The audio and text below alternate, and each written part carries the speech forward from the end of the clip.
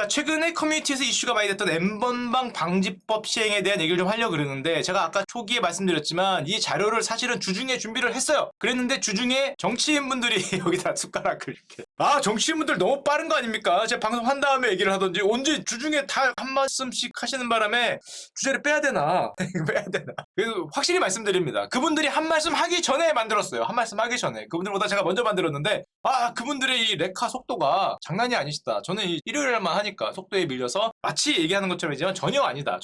그분들이 얘기하기 전에 준비했다는 거를 꼭 알고, 누구를 뭐 하려고 하는 게 전혀 아니다라는 말씀을 먼저 드리고요. 그래서 되게 굉장히 비겁하게 아마 오늘 말씀을 드릴 겁니다. 왜냐하면 살아야 되기 때문이죠.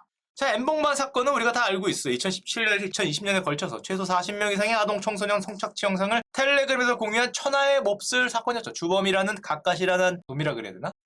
주범 갓갓은 징역 34년형이 확정이 됐습니다. 그러니까 지금 뭐 거의 60, 70대가 나오겠죠. 그 다음에도 발목에 이거 차고 나올 게 거의 확실시 되는데, 저 N번방 사건 이후에 그 다음에 여러분들이 굉장히 잘 아시는 주범 조주빈이 N번방을 모방해서 텔레그램에 만들었던 박사방 사건이라는 게 있었죠. 피해자가 무려 76명이었고요. 미성년자 피해자도 16명이 발생했다는 주범 조주빈은 징역 42년형을 받고 지금 감옥에서 뮤지컬들을 못 보고 있겠죠. 이런 사건이 있어서 국민 모두가 분노를 했습니다. 저런 말도 안 되는 사건이 발생을 했구나. 그래서 저런 N번방 사건 재발 방지를 위한 법안들이 엄청나게 많이 생겼죠. 작년에 막 등장을 했는데 많이 등장했어요. 뭐 성폭력 범죄 처벌 일부 개정안도 등장을 했고, 인터넷 가서 보세요. 형법 개정안도 나왔고, 뭐 범죄 수익 은닉 규제 개정안도 나왔고, 요즘 문제가 되는 전기통신사업법 개정안도 나왔고요. 아동 청소년 이제 법률 개정안도 나왔습니다. 쭉쭉 등등등등 뭐 많은 게 나왔는데, 그걸 다 얘기할 수는 없고 조금 유튜브답게 흥미롭거나 조금 우리들 관심이 많을 만한 거를 한번 보면 이런 것도 있어요. 주요 개정 내용 중에 미성년자 의제 강간, 의제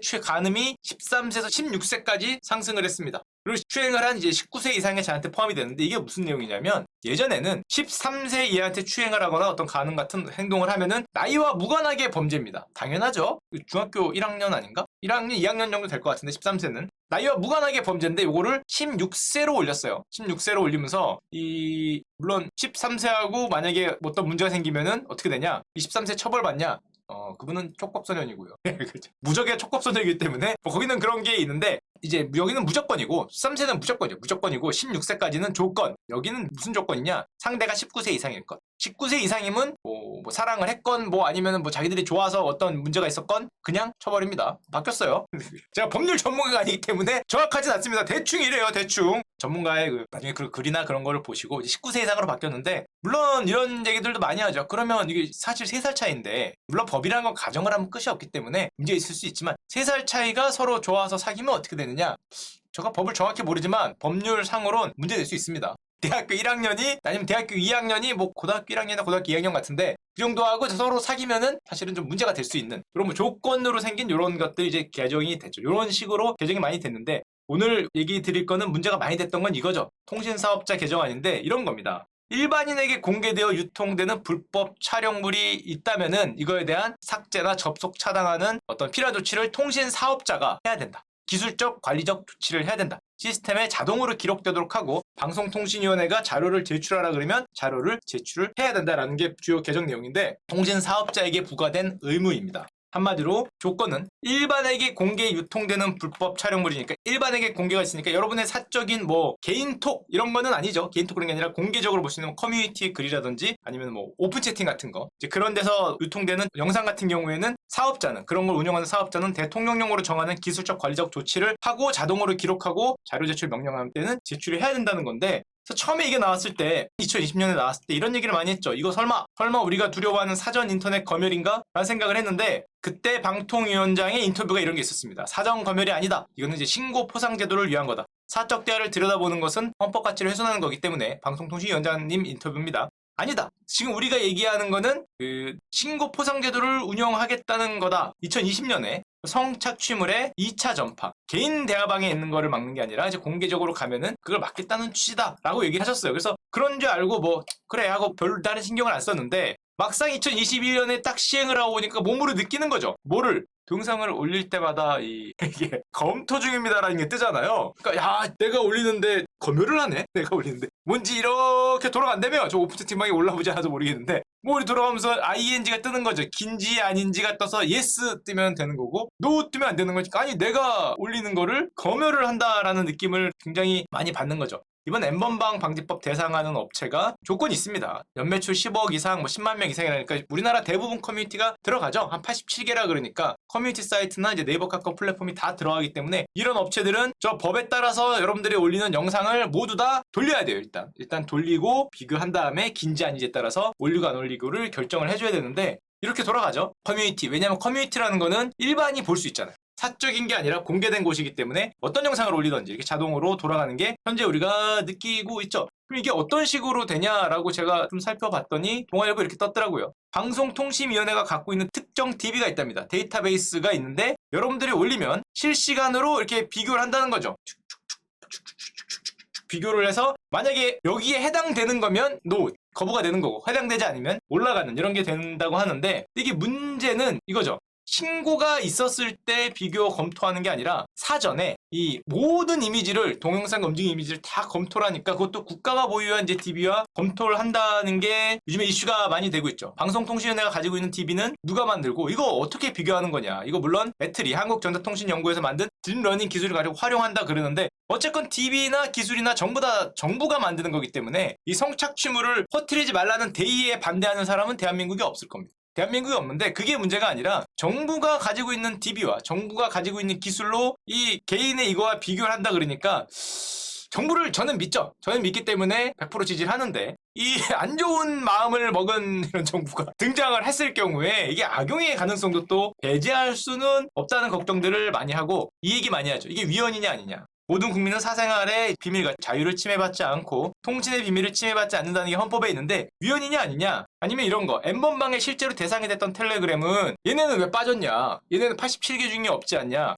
1번은 외국에 있고요. 외국에 있어서 뭐 해봐야 뭐 그다음에 2번은 방통위원회에서 이런 말을 하죠. 텔레그램 디스코드가 빠진 게 아니라 걔네들은 사적 개인 대화방이다. 그러니까 일반에게 공개되어 유통되는 커뮤니티나 오픈톡 같은 게 없다. 그러니까 카카오톡도 오픈톡 아니면은 ING 돌아갈 게 없다는 거죠. 그냥 너희들 1대1 사적 개인 대화방이면 그거 없는데 카카오나 네이버는 그런 게 있으니까 대상이다라고 얘기를 하는 거고 얼마 전에 국민일보에 방송통신위원회 관계자분이 국민일보 인터뷰가 있더라고요. 여기를 갖고 와봤습니다. 움짤이나 영상의 내용을 직접 들어보는 것은 아니고 사람이 들여다보는 건 아니다. 설마 사람이 사람 아니겠죠. 사람은 아니고 어떤 뭐 이런 특징을 추출해서 DNA라 그러는데 특징을 추출해서 기술적으로 체크를 하는 거고요. 그 다음에 얘기하시는 건 사전검열이 아니다. 왜? 컨텐츠를 제작하거나 할 때 사전에 심의하는 게 아니라 너희들끼리 그 사적으로 할 때 심의하는 게 아니라 2차 유통을 할 때 하는 거다. 그런가? 그러니까 2차 유통을 할 때, 대중의 유통을 할 때 하는 거기 때문에 이제 그 불법 유통을 이제 확인만 하는 거지 이제 검열이 아니고 개인 카톡 등 사적 대화방을 제외되니까 사전 검열이나 이제 검찰이 아니다라는 말씀이시고요.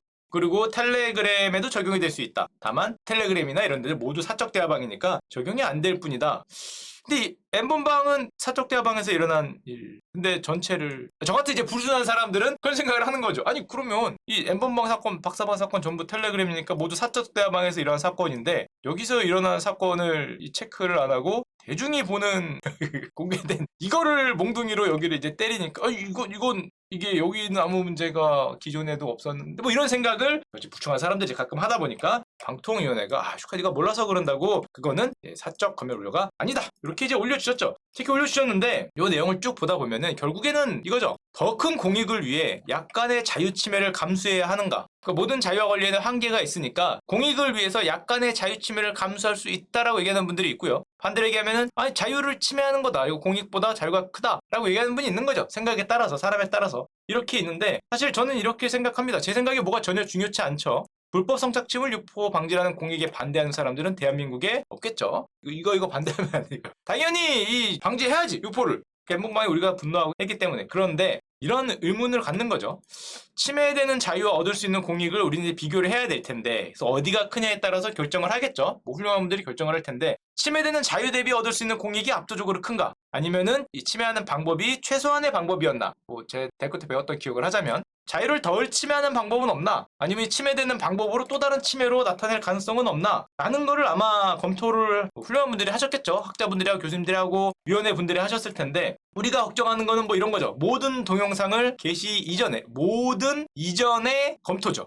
모든 동영상이 좀 과하냐? 아니면 게시 사전에, 어떻게 보면 사전이죠. 게시하기 이전에 강제 검토하는 것 말고 자유를 덜 침해하는 방법은 없나? 이거를 전부 다 때려잡아서 그 초과삼간을 빈대 잡으려고 초과삼간을 태우는 건지에 대한 의문을 사람들이 많이 갖게 되는 거고, 제 개인적으로는 정말 아무것도 모르겠는데 이건 안 될까 혹시? 이게 우리가 지금 불만을 사람들이 많이 토로하니까 불편하다 그러고, 최소한의 자유침해로 비슷한 효과를 가져올 수 있는 방법이 없는지를 보면, 이 누가 영상 올리면 이거 모든 걸 사전에 돌리지 말고 옆에 이 검토 버튼 하나 만들어주면 사람들이 무조건 누를 것 같은데, 제 생각엔 재밌어서 누르지 않을까? 이 자식 봐라 이러고 걸려봐라 하고, 이거 사전에 다 검토해서 모든 걸 하려고 그러니까 반발이 있는데, 그 검토 버튼 이거 누구라도 이 영상이 의심되면은 눌러주세요. 뭐 이런 게 있으면 제가 보기엔 99% 영상에서 누르죠. 에라이 한번 걸려봐라 이런, 사람이란 건 그래요. 요 자식 봐라 요 자식 하고 누르기 때문에 아마 비슷한 효과를 낼 텐데, 이 검토 버튼을, 이건 사전은 아니잖아요. 그 다음에 걸리면 처벌하면 되니까, 이게 사전에 모든 영상에 대해서 하는 건지 아니면 사람들이 신고한 영상에 대해서 하는 건지는 굉장히 다르기 때문에,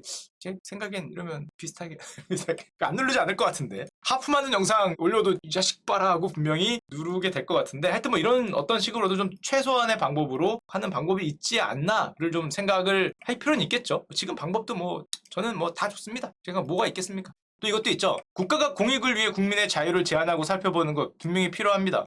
국민의 자유를 위해 국가 행태를 제한하고 살펴보는 것도 역시 같이 필요한 게 아닌가. 우리는 1번에 굉장히 강력하죠. 특히 아시아가 1번에 강력한데, 2번에 대해서는 상당히 좀 스무스하게 좀 가는 경향이 있고, 그러다 보니까 우리가 좀 불편하다고 느끼잖아요. 혹시라도 정당하게 쓰이겠지만, 이 빅브라더의 공포 같은 거를 어느 날 국가기관이 정말 우리가 농담처럼 마티즈 그런 농담을 생각합니다. 그런 뭐 농담 같은 일이 실제로 벌어지는 일들이 벌어질까봐 우려를 하는 거니까. 영화 마이너리티 리포트 보면은 이제 안구인식으로 범인 찾고, 뭐 지나가면은 광고판이 많이 바뀌고 이런 장면이 있는데, 실제로 이런 세상이 올까봐 이제 걱정을 하는 거죠. 근데 예를 들어보면, 이 얘기 제가 하기 어려운 얘기이기 때문에 빨리빨리 넘어가겠습니다. 얘기를 해봐야 더 훌륭한 분들이 얘기를 할 거라 믿어 의심치 않고. 이게 아시아, 특히 중국에서 이런 일이 있는 것 같은데, 옛날에 제가 이런 주제를 한번 올렸어요. 중국은 민주적인가라고 중국 분들한테 여쭤봤더니 무려 70%가 민주적이라고 생각을 한다는 영상을 올렸습니다. 이 중국 분들이 이렇게 생각을 한다 그러죠. 왜 중국인들이 민주주의라고 생각을 하냐? 중요한 거를 쭉 나열해봤더니 성과, 공익을 굉장히 강조하죠. 이 아시아는 좀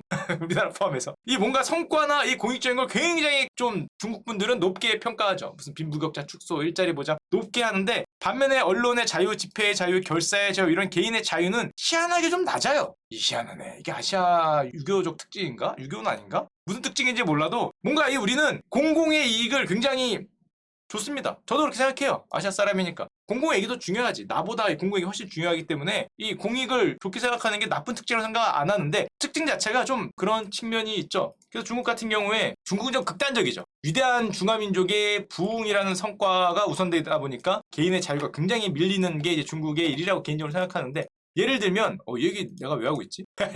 아니, 웃긴 얘기는 할걸. 뭐 잠깐 주제를 넘어야겠는데, 뭐 이런 쓸데없는 얘기를 제가 하지 못할 얘기를 지금 왜 하고 있을까? 지금 후회가 많이 됩니다. 이딴 자료를 준비한다 후회가 많이 되는데, 뭐 개인적으로는 예를 들면 이런 게 있죠. 저는 전혀 이렇게 생각하지 않지만, 그 유럽 같은 데 보면 백신 반대 시위가 있어요. 우리가 보기엔 이해를 할 수가 없죠. 이 비과학적인 놈들 아니냐. 저도 이해할 수 없어요. 비과학적. 아니, 백신은 공익이 누가 봐도 압도적으로 크잖아요. 개인의 자유보다. 하지만 그럼에도 유럽은 이거 들고 일어납니다. 공익이 압도적으로 제가 보기에 큰 것 같은데, 해야 될 것 같은데, 당연히 이걸 또 자유로 또 가서 하죠. 한마디로 이런 백신 정책뿐만 아니라 이렇게 공익과 자유를 비교했을 때 자유를 굉장히 강조하고 굉장히 중요시하는 게 유럽이나 미국 이야기가 많이 갖고, 우리는 좀 이해하기 힘들죠. 제가 좋아하는 NBA 농구에서는 이 카이리 어빙이라는 선수가 있습니다. 무려 거의 200억의 연봉을 날리면서도 저걸 거부하고 있는데, 저렇게 자기는 그렇게 생각할 거겠죠. 국가 권력을 이제 끊임없이 감시하고 자유냐 공익이냐를 세우기 위해서 끊임없이 요구하는 게 자유민주주의의 또 그런 거라고 많이 생각을 하지 않나, 기본적으로 생각을 하고 넘어가도록 하겠습니다. 야, 내가 미쳤지. 야, 유튜브가 뭐 이런 얘기를 하고 있어요. 정신 나갔네.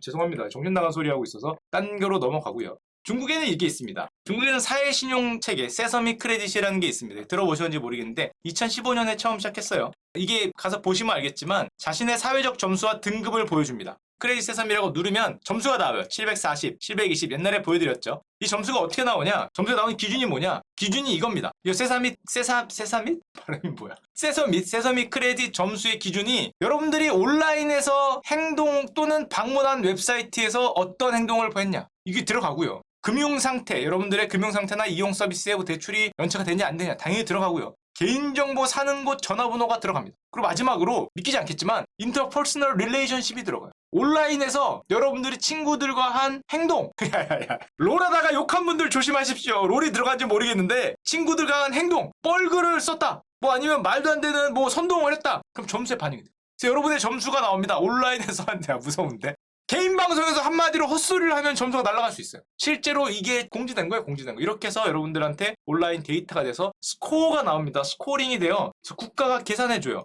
국가라고 얘기는 안 하죠. 멘트는 사기업이니까 라고 이게 누가 보더라도.